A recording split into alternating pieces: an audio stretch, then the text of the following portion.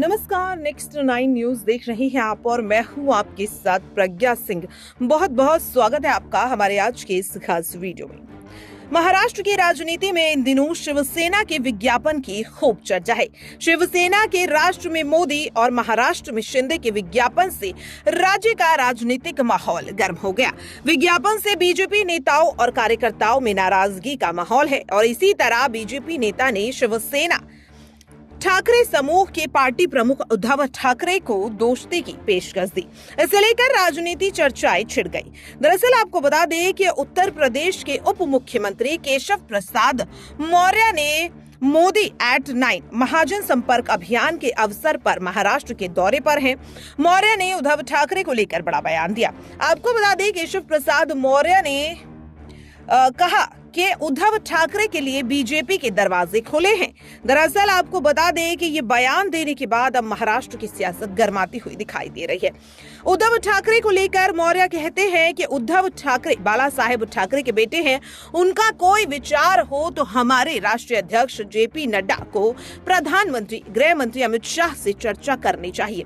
BJP के दरवाजे बंद नहीं है, बीजेपी के दरवाजे हमेशा खुले हैं, लेकिन उद्धव ठाकरे को चर्चा के लिए पहल करनी होगी। चर्चा का प्रस्ताव नहीं देगी तो बीजेपी, क्योंकि उन्हें गलती की है।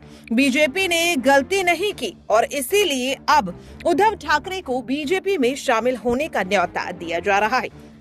दरअसल आपको बता दें कि मौर्य आगे कहते हैं कि पिछले 3.5 सालों के दौरान प्रधानमंत्री नरेंद्र मोदी ने राशन की दुकानों पर 80 करोड़ से ज्यादा नागरिकों को मुफ्त अनाज देने का काम किया और यहां पर इसके अलावा कई मुद्दों को लेकर केशव प्रसाद मौर्य देश के प्रधानमंत्री नरेंद्र मोदी की तारीफ करते हुए भी नजर आए।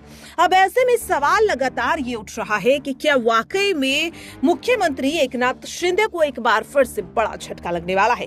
अगर उद्धव ठाकरे बीजेपी से हाथ मिला लेते हैं तो शिंदे की सत्ता से विदाई तय है। जहां एक और महाराष्ट्र में शिंदे और देश में मोदी के विज्ञापन को लेकर लगातार यूबीटी के नेता अपनी नाराजगी जाहिर करते हुए नजर आ रहे हैं, तो ऐसे में केशव प्रसाद मौर्य का ये बयान कई कयासों को जन्म देता हुआ दिखाई दे रहा है। क्या आगामी लोकसभा चुनाव को देखते हुए एक बार फिर से बीजेपी और शिवसेना का गठबंधन होता हुआ दिखाई देगा या नहीं?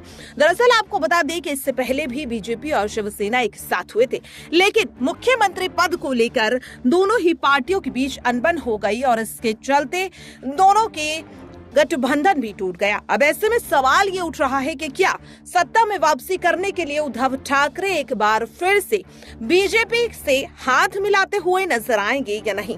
इन तमाम मुद्दों को लेकर आप अपनी राय कमेंट बॉक्स में जरूर शेयर करें और बाकी ऐसी खबरों के लिए देखते रहें नेक्स्ट 9 न्यूज।